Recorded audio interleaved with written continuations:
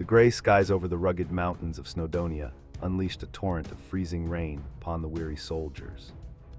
It was the winter of the year 1282, and the English army found itself deep in hostile territory.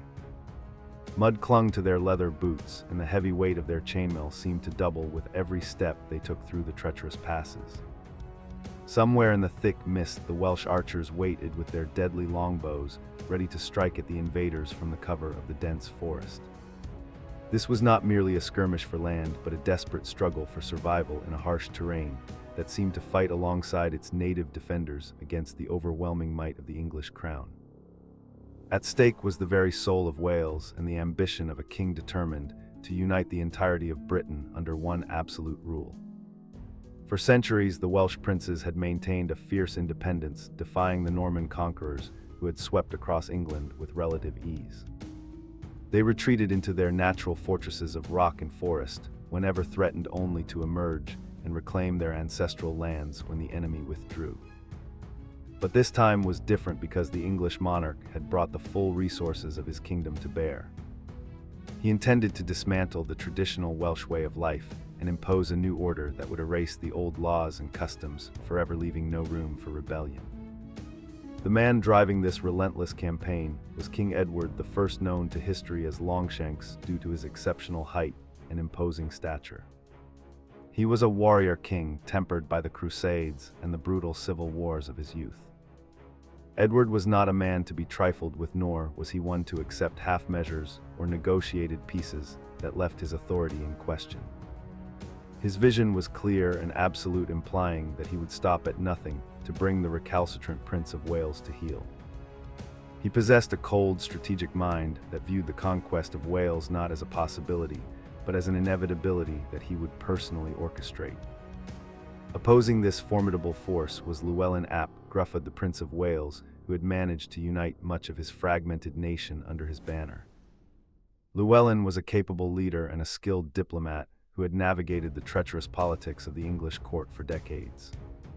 However, he had miscalculated the determination of the new English king and refused to pay homage to Edward. This refusal was the spark that ignited a firestorm which would consume the Welsh countryside. The question on the lips of every lord and peasant was whether the ancient lineage of Aberfraw could withstand the modern war machine that Edward had assembled with such precision. The conflict began in earnest in the year 1277, when Edward launched a massive invasion to punish the defiant prince. He did not just bring knights and foot soldiers, but also thousands of woodcutters to clear paths through the dense forests that protected the Welsh heartland. The English army moved like a slow but unstoppable tide, isolating Llywelyn in the mountains of Gwynedd and cutting off his food supplies. Starvation proved to be a more effective weapon than the sword, as the Welsh defenders watched their grain stores dwindle. Edward had learned that to defeat the Welsh, he had to conquer the geography itself. Forced into a corner, Llywelyn had no choice but to sign the Treaty of Aberconwy, which stripped him of most of his lands and power. He was left with only the western part of Gwynedd, and his title was reduced to a hollow honor with little real authority. The peace that followed was fragile and filled with resentment as English officials began to impose foreign laws on the newly acquired territories. The Welsh people chafed under the heavy hand of English justice, which ignored their ancient customs and treated them as second-class subjects in their own land. Tension simmered beneath the surface, waiting for a reason to erupt once more. The inevitable explosion occurred on Palm Sunday in the year 1282, triggered not by Llywelyn, but by his brother Dafydd. Dafydd attacked the English castle at Hawarden, seizing the garrison and plunging the two nations back into open war. Llywelyn faced a terrible dilemma, for he had not planned this rebellion, yet he could not abandon his people or his brother in their time of need. He threw his lot in with the rebels, knowing that this would be a fight to the death against a king who would offer no second chances. The die was cast, and the final war for Welsh independence had begun. Edward responded with a fury that shook the ground, mobilizing a vast army that included mercenaries from Gascony and levies from across England. He planned a three-pronged attack to encircle the Welsh forces and crush them in a vise of steel and stone. The English fleet blockaded the coast, preventing supplies from reaching the defenders, while armies marched from the south and the east. The king himself led the main force, moving deliberately along the north coast and securing his supply lines. He was determined to end the Welsh problem once and for all, regardless of the cost in gold or human life. Despite the overwhelming odds, the Welsh fought with a ferocity that surprised the English commanders and stalled their advance. They used the mountainous terrain to their advantage, launching ambush attacks and disappearing before the heavy cavalry could respond. At the Battle of Conwy, the English suffered a humiliating defeat when a bridge of boats crossing the Menai Strait collapsed under the weight of their soldiers. Knights in heavy armor drowned in the swirling waters or were cut down by waiting Welsh spearmen. It was a momentary victory that gave hope to the rebels, but it only hardened the resolve of King Edward.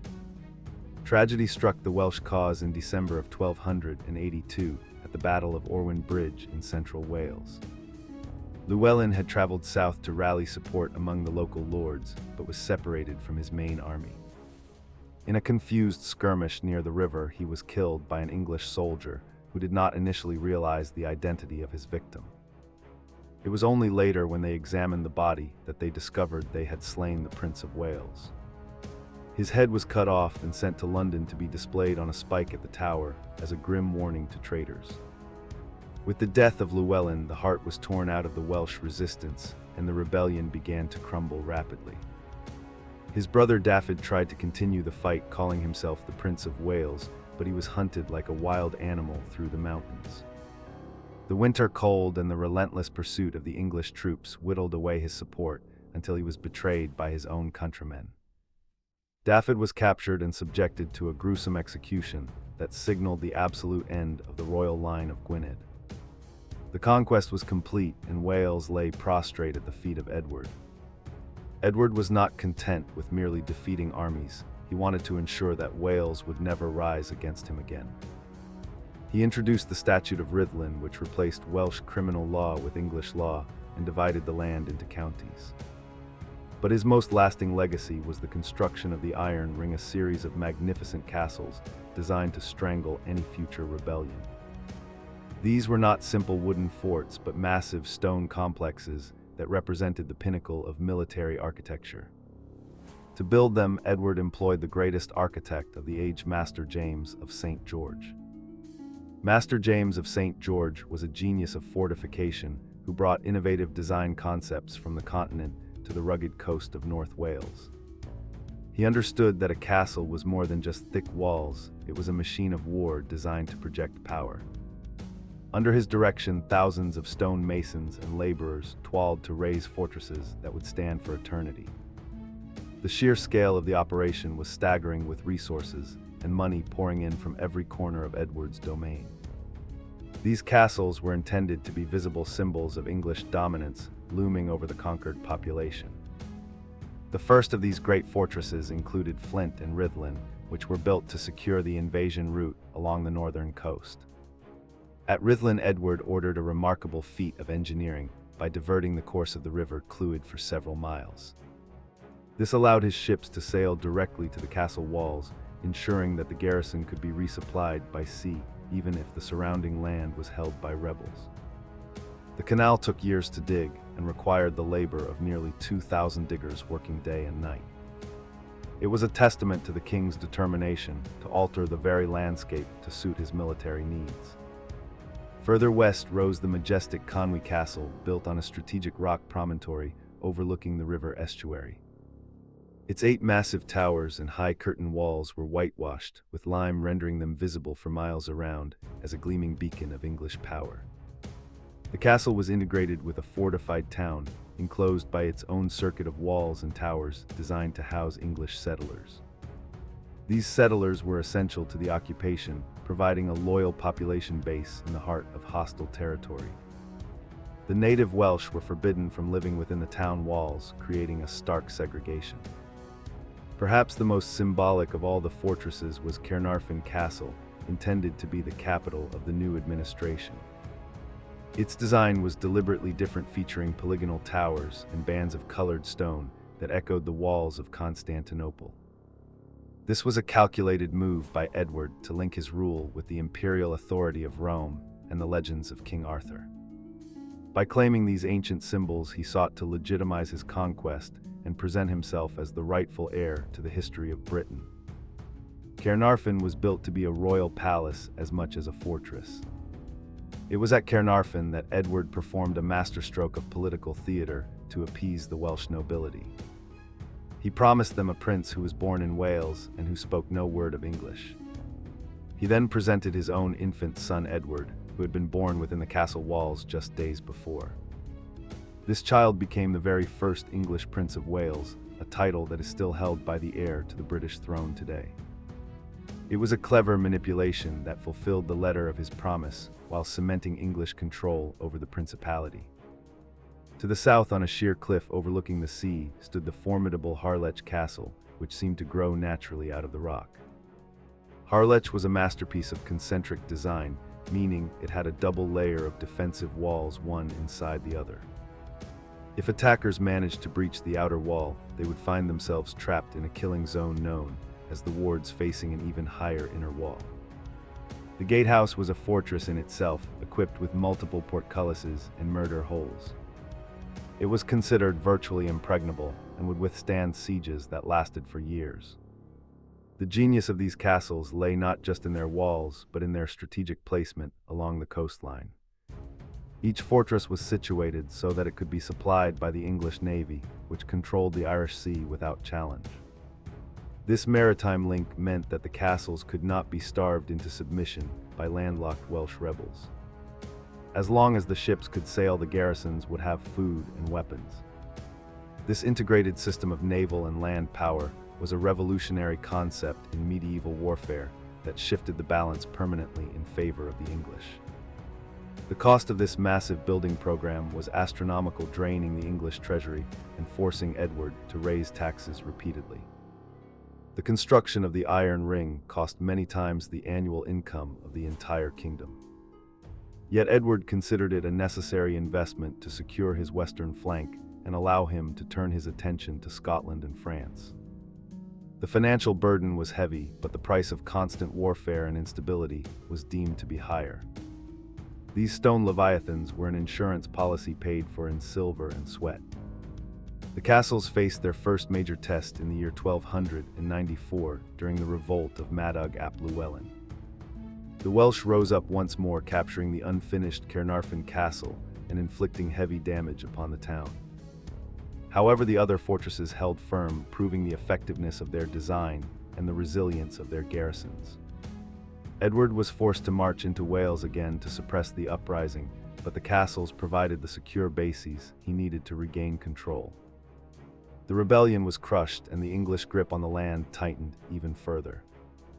In response to this revolt, Edward ordered the construction of one final castle at Beaumaris on the island of Anglesey. Beaumaris was designed to be the most perfect of all the castles, with a flawlessly symmetrical concentric layout. It featured a dock that allowed ships to sail right into the castle defenses, and a complex array of arrow slits and defensive traps. Master James of St. George poured all his experience into this final masterpiece, creating a structure that was as beautiful as it was deadly. It was the culmination of decades of military engineering. However, Beaumaris was never fully completed, as Edward's focus and funds were diverted to his wars in Scotland. The walls were left at a lower height than intended, and the great towers were never topped out.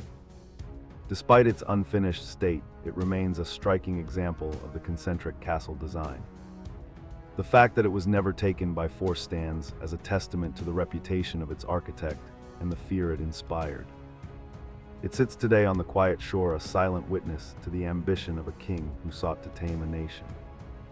The impact of these castles on the Welsh population was profound and lasted for centuries after the initial conquest. They were constant reminders of defeat and the presence of a foreign military power in their daily lives. The English boroughs that grew up in the shadow of the walls became centers of trade and commerce that excluded the native people. This economic exclusion bred resentment that would fuel future uprisings, including the famous revolt of Owain Glyndwr a century later. The stones of the Iron Ring were cemented with the bitterness of a conquered people. Over time, the military significance of the castles began to fade as new technologies like gunpowder rendered high stone walls less effective. The need for such oppressive fortifications diminished as the Welsh gentry were gradually integrated into the English legal and political system. The castles fell into disrepair, their roofs stripped of light and their timber rotting away. They became romantic ruins in the landscape, attracting artists and poets who marveled at their decaying grandeur. The purpose they were built for had been achieved, and history moved on.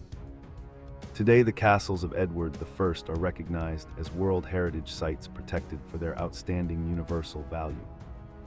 They attract visitors from all over the globe who come to walk the battlements and imagine the clash of steel. They stand not only as monuments to brutal conquest, but also as masterpieces of medieval architecture. The skill of the masons who cut the stone and the vision of the architects who designed them command respect across the ages. They are enduring scars on the landscape that have become beautiful with time. Walking through the dark corridors of Caernarfon or standing on the windswept towers of Harlech, one can still feel the weight of history. The echoes of the past are trapped in the cold stone, whispering stories of kings and princes, of betrayal and loyalty. These structures serve as a physical connection to a time when the fate of nations was decided by the strength of walls and the courage of men. They remind us of the complex and often violent tapestry that forms the history of the British Isles. The conquest of Wales by Edward I was a turning point that shaped the political geography of Britain forever. It ended the era of independent Welsh princes and brought the principality under the direct rule of the English crown. The cultural identity of Wales survived the military defeat, adapting and enduring through language and song. The castles remain as the most visible evidence of this turbulent period, dominating the skyline just as they once dominated the people. They are the silent sentinels of a war that ended 7 centuries ago. In the end, the story of the Welsh Wars is a testament to the resilience of the human spirit and the relentless march of power. The ambition of Edward Longshanks forged a united realm through fire and blood, leaving behind a legacy of stone that has outlasted his dynasty. The majestic castles of the Iron Ring stand as complex symbols of oppression and engineering brilliance.